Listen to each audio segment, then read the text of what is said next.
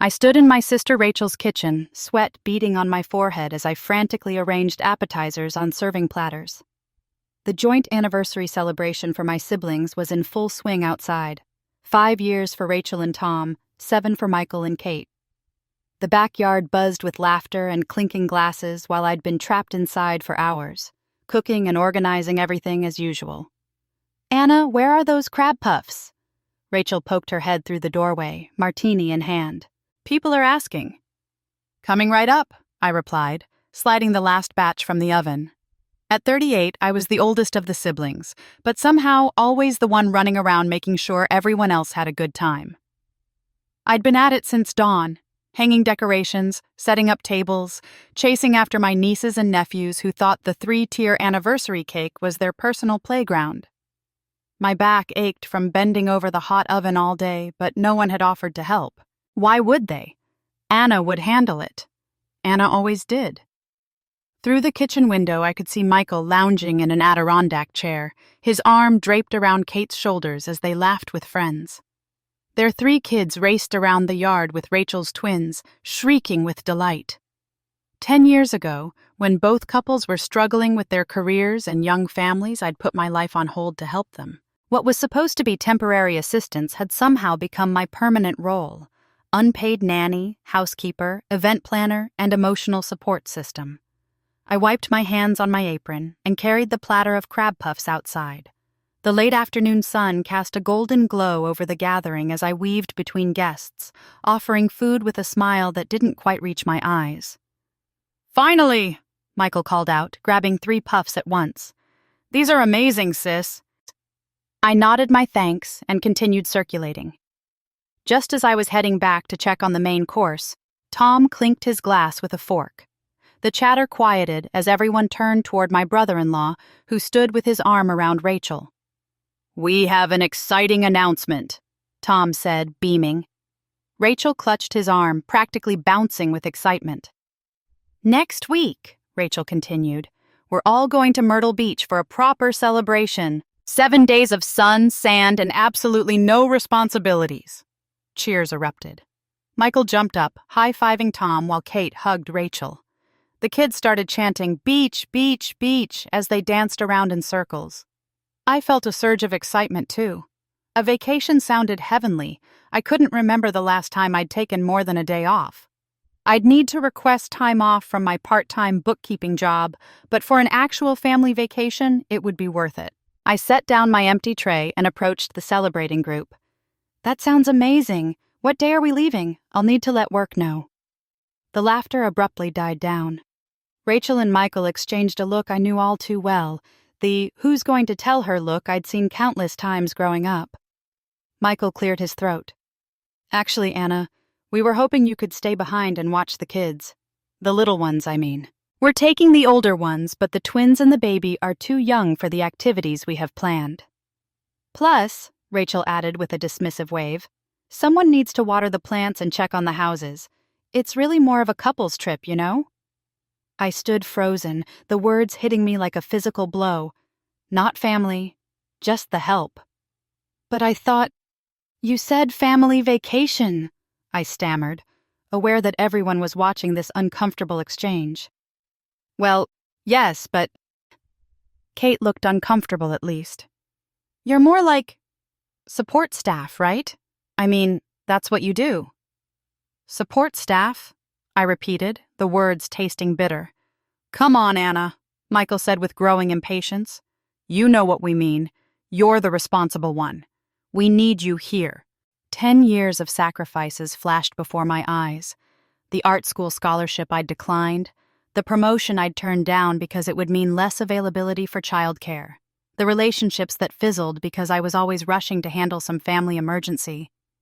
"No," I said, surprising myself with how steady my voice sounded. "I'm not staying behind. Not this time." Rachel rolled her eyes. "Don't be dramatic. Who else is going to watch the kids?"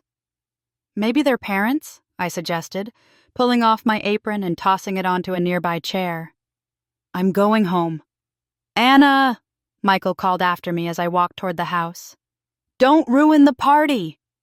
I grabbed my purse from the kitchen counter and headed for the front door, ignoring the stares following me. As I stepped outside, the screen door slammed behind me with a satisfying bang. In my car, hands trembling on the steering wheel, I made a decision that had been 10 years in the making. If I wasn't family, I wouldn't pretend to be anymore. I drove to my apartment in a daze, the words "support staff" echoing in my head. My place was a small one-bedroom on the outskirts of town. All I could afford while funneling most of my income into helping my siblings with childcare, groceries, and the occasional emergency loan that was never repaid. The apartment was cluttered with reminders of my role in their lives, a stack of children's books for when I watched the kids, a calendar covered with their appointments and activities, toys scattered across my living room floor. Even my space wasn't truly mine. I sank onto my worn couch, staring at the wall where a framed photo hung. All of us at Christmas last year, me standing slightly apart as Rachel and Michael posed with their perfect families. I'd been the one to take the photo initially, until Kate had insisted I join, handing the camera to someone else. Even then, I was an afterthought. "Support staff," I whispered to the empty room. The words stung more with each repetition. For 10 years, I'd put everyone else first. After our parents died, Mom from cancer, Dad from a heart attack just 8 months later, I'd stepped up to help my younger siblings. Rachel had been pregnant with twins, Michael struggling with his new marriage and fledgling business. They needed me, and I'd answered the call. But somewhere along the way, helping had become serving. My own dreams of becoming an artist, of traveling, of building my own family, had faded into the background until they were barely visible, like old photographs left too long in the sun.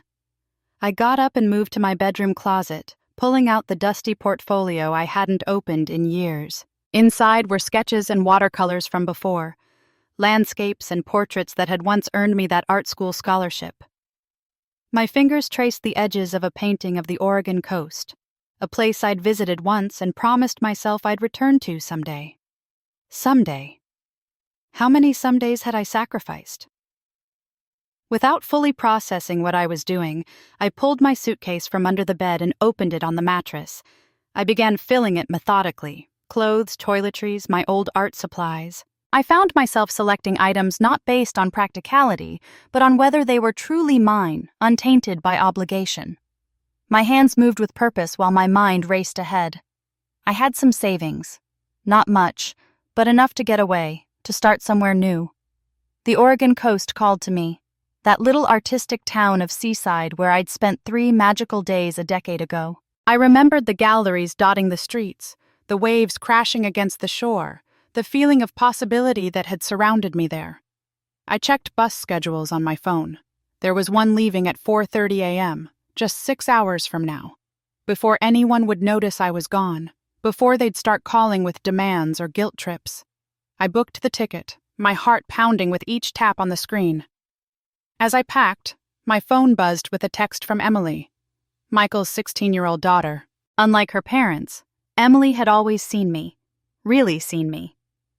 "You okay, Aunt Anna?" That was pretty harsh what they said. My fingers hovered over the keyboard.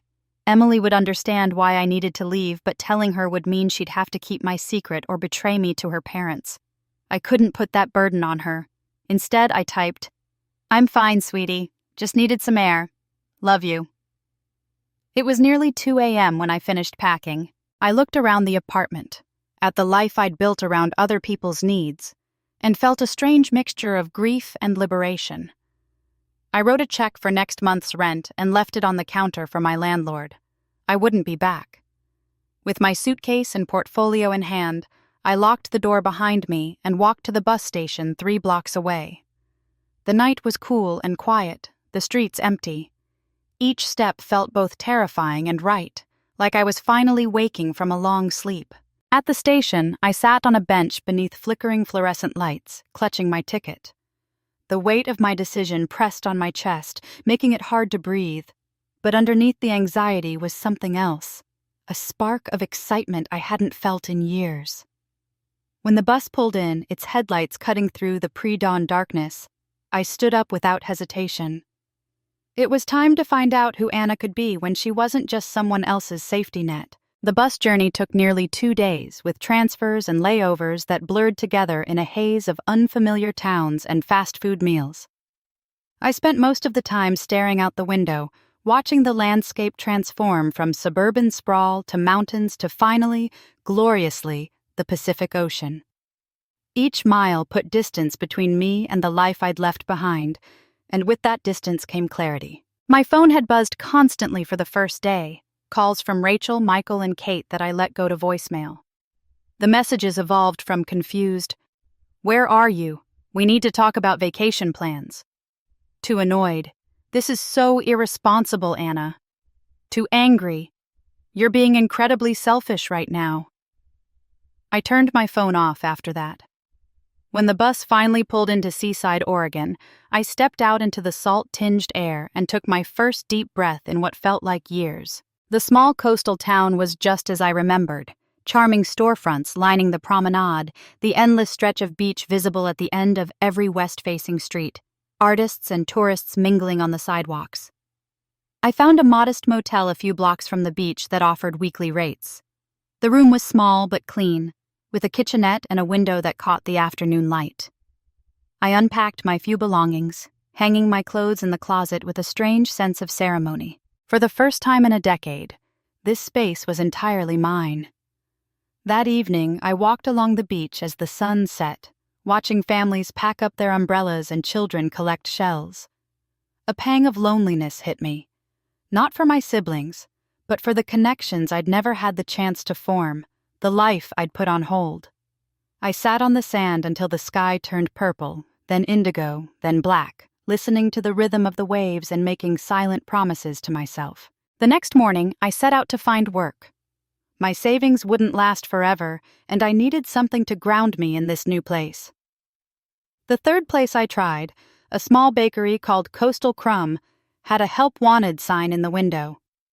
The owner, a woman in her 50s named Megan with flour-dusted hands and laugh lines around her eyes, interviewed me on the spot. "I've never worked in a bakery before," I admitted, "but I'm a quick learner, and I've been cooking for a small army of people for years." Megan smiled. "Honey, anyone who can frost a cupcake and work a cash register without stealing from the till is qualified. When can you start?" I began the next day, learning to operate the industrial mixers and memorizing the recipes for Megan's famous sourdough and cinnamon rolls. The work was physical and demanding, but in a way that felt purposeful. I wasn't caring for someone else's children or managing someone else's household. I was building something for myself, even if it was just a perfect loaf of bread. The bakery opened at 6 a.m., which meant arriving at 4 to start the day's baking. I'd always been an early riser, a necessity when juggling my siblings' morning childcare needs. But now those quiet pre-dawn hours belonged to me. As I kneaded dough and shaped pastries, I found myself humming, then singing softly to myself, rediscovering a joy I'd forgotten I possessed. Megan became not just my boss, but my first real friend in years. She'd moved to Seaside after her divorce 15 years earlier and built her business from nothing. "Sometimes you have to lose everything to find out what you actually want," she told me one afternoon as we cleaned up after the lunch rush. 2 weeks into my new life, I was walking home from work when I passed an art supply store. I stood outside for several minutes, staring at the display of canvases and paints in the window, before gathering my courage and going in. I left with a small set of watercolors, a sketch pad and brushes, a modest investment in the person I used to be, the person I might become again. That weekend, I took my supplies to the beach and set up on a driftwood log. My first attempts were clumsy. A decade of creative dormancy had left my skills rusty. But as the hours passed, something awakened in me. The way the light played on the water, the texture of the sand, the distant silhouettes of people walking along the shore. I wanted to capture it all. I returned to the same spot the next day, and the next. Each painting was better than the last, my hands remembering what my mind had forgotten. Occasionally, people would stop to watch me work, offering kind words about my paintings. One elderly man even asked if I sold my art. Not yet, I told him, surprising myself with the implication that someday I might. 1 month after arriving in Seaside, I stood in my motel room looking at the watercolors I'd pinned to the wall, tangible evidence of my growth, my rediscovered passion. For the first time in years, I wasn't defined by what I could do for others. I was simply Anna, finding her way back to herself one brushstroke at a time. 3 months into my new life, I'd settled into a comfortable routine. Mornings at the bakery, afternoons painting, evenings exploring the town or reading books I'd always meant to get to. I'd moved from the motel to a small studio apartment above a bookstore, where the owner had reduced my rent in exchange for occasional help during busy weekends. My walls were covered with my artwork, scenes of the Oregon coast in every light and weather. I'd finally turned my phone back on after the first month, responding to Emily's worried texts with reassurances that I was safe and happy. I asked her not to tell her parents where I was, and she respected my wishes, though she didn't understand them. The rest of my family had eventually stopped calling, their messages shifting from anger to reluctant acceptance of my absence. Or so I thought. It was a Saturday afternoon in late summer when the bell above the bakery door chimed. I was working the counter alone while Megan was at a supplier meeting. Without looking up from the display case I was arranging, I recited my usual greeting. "Welcome to Coastal Crumb. What can I get for you today?" How about an explanation for starters? My head snapped up at the familiar voice. Rachel stood in front of the counter, arms crossed, her expression a mixture of fury and hurt. Behind her were Michael and Kate, looking equally displeased. "How did you find me?" I managed to ask, my voice barely audible over the pounding of my heart. "Emily," Michael said flatly. "We took her phone after she let slip that she was texting with you. Didn't take much to figure out where you'd gone after that." I made a mental note to apologize to Emily later. This wasn't her fault. I'd put her in an impossible position. "What were you thinking, Anna?" Rachel demanded, her voice rising enough that the few customers in the bakery turned to stare. "You just disappeared. No note, no real explanation. Do you have any idea what that did to us? To the kids?" I wiped my flour-covered hands on my apron, trying to steady myself. "I'm sorry if I worried you, but I needed to leave." "You needed to leave," Michael repeated incredulously. "What about what we needed? Who's been helping with the kids? Who's been organizing family events? Do you know we had to hire a part-time nanny? It's costing us a fortune." And there it was, the real reason for their distress. Not concern for my well-being, but the inconvenience my absence had caused them. "I think we should talk about this somewhere else," I said quietly, noticing the uncomfortable glances from customers. "My shift ends in 20 minutes. There's a coffee shop down the street." They reluctantly agreed, and I finished my shift with trembling hands, dropping a tray of cookies and having to remake them. When Megan returned early from her meeting, she took one look at my face and insisted on covering the rest of my shift. "Those your siblings?" she asked, nodding toward the window where I could see them waiting outside. "They look like they're here to drag you back by your hair." "They might try," I said, attempting a smile. "Well, remember what I told you when you started here," Megan said, squeezing my shoulder. "You don't owe anyone your life, not even family." At the coffee shop, we sat at a corner table, an uncomfortable silence hanging between us until our drinks arrived. Kate, always the most diplomatic, spoke first. "Anna, we're worried about you. This isn't like you, running away, cutting us off. If something was bothering you, why didn't you just talk to us?" I took a deep breath. "Would you have listened? Really listened? Because I've been trying to tell you all for years that I needed my own life, and none of you heard me." "That's not fair," Rachel protested. "We always appreciated your help." "Appreciated, maybe, but you took it for granted. You expected it." I wrapped my hands around my mug, drawing strength from its warmth. "Do you remember what you called me at your anniversary party? Support staff. Not sister, not family. Staff." Michael had the decency to look embarrassed. "That was a poor choice of words. We were excited about the trip, a trip you didn't even consider including me in," I interrupted.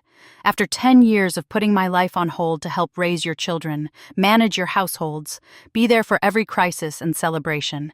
10 years of declining promotions, ending relationships, giving up my own dreams because you needed me. And when it came time for a family vacation, I wasn't family enough to be included. That's not what we meant, Kate said softly. It's exactly what you meant, I replied, my voice steady despite the emotion building in my chest. And it made me realize that if I didn't leave then, I never would. I'd spend the rest of my life being Aunt Anna, the reliable one, the one who's always there to pick up the pieces, but never the one with her own life, her own dreams. I gestured toward the window, where the ocean was visible in the distance. Look around. In 3 months here, I've built something for myself. I have a job I enjoy. I'm painting again. I have friends who see me as a whole person, not just for what I can do for them. So that's it? Rachel asked, tears forming in her eyes. You're just done with us? With the kids?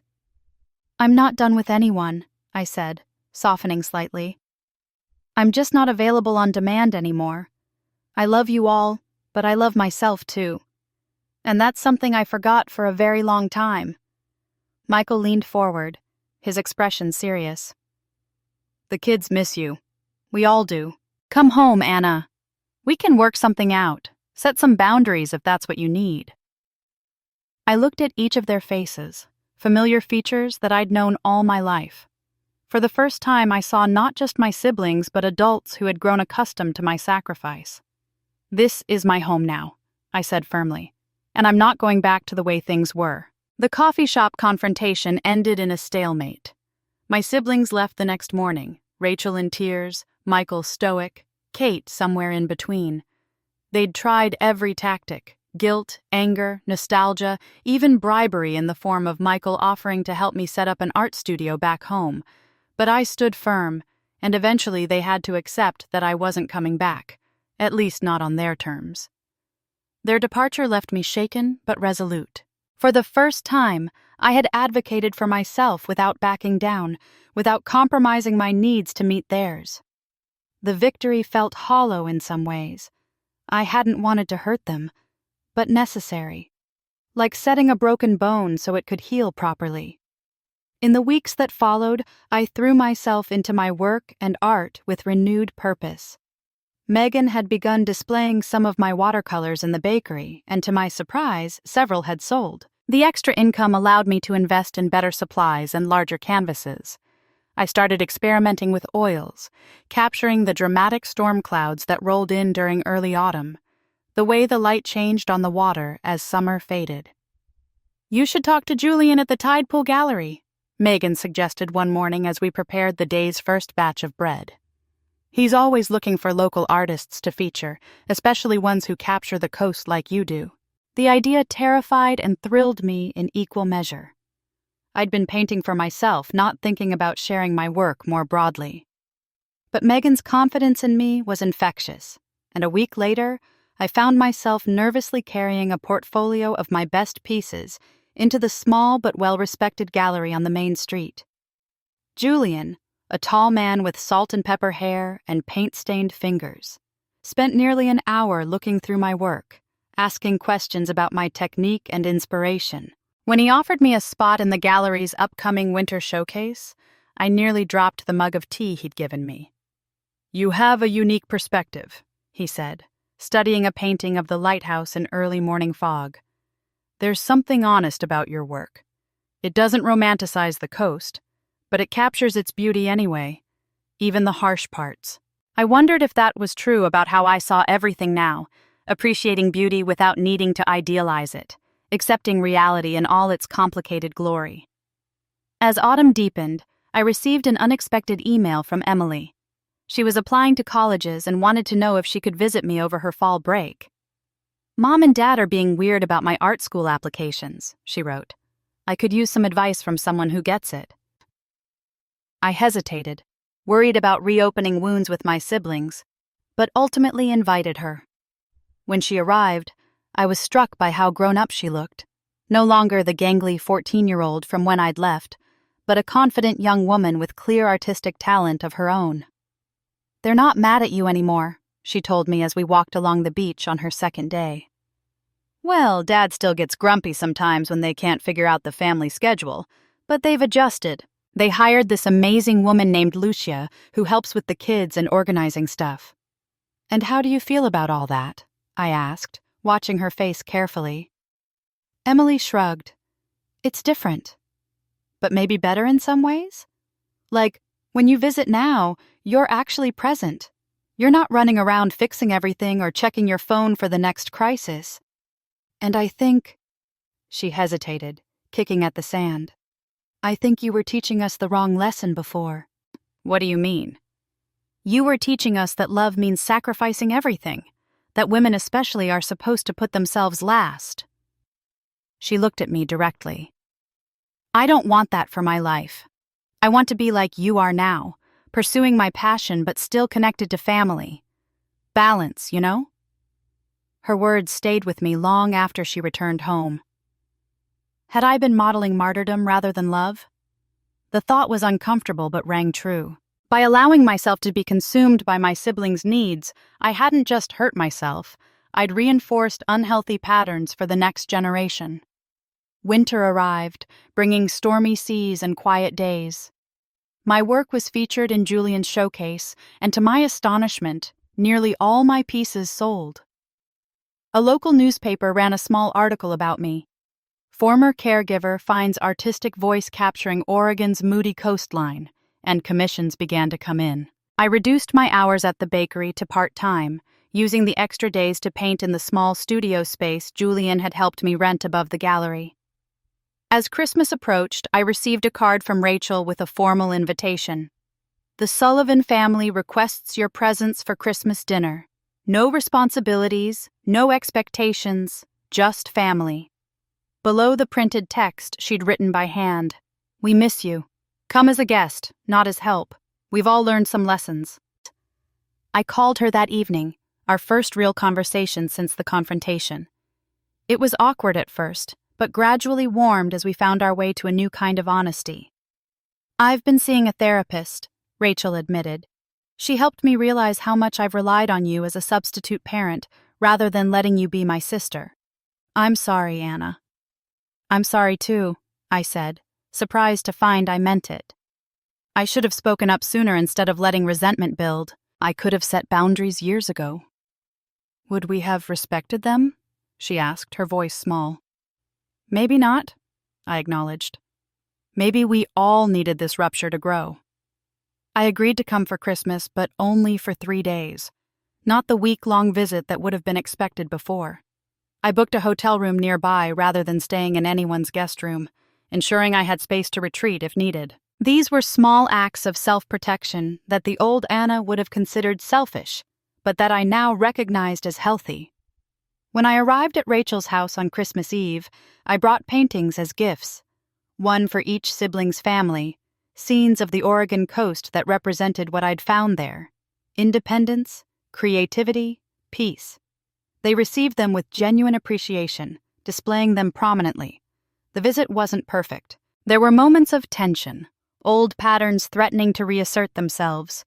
Michael still tried to hand me his children's dirty plates at dinner, catching himself mid-action with an embarrassed apology. Kate still talked over me occasionally. But there were new dynamics too. Rachel asking about my art with real interest, the children sharing their accomplishments without my having to prompt them, space being made for me to exist as Anna the sister and aunt, not Anna the helper. On my last evening, as we sat around the fire after dinner, Kate raised her glass in a toast. "To Anna," she said, "who taught us that loving someone means supporting their journey, even when it takes them away from us. And to family, not as a chain, but as a net that stretches without breaking." I felt tears prick my eyes as I raised my own glass. The journey back to myself hadn't ended with my escape to Seaside. It was continuing here, in this renegotiation of love and boundaries with the people who had known me longest. In finding my own path, I had shown them new possibilities too. A family defined not by obligation, but by choice and mutual respect. As we clinked glasses, I knew with certainty that I would return to Seaside after this visit, to my art and my new life. But I would return here too, on my own terms, bringing my whole self to a family that was finally learning to see me.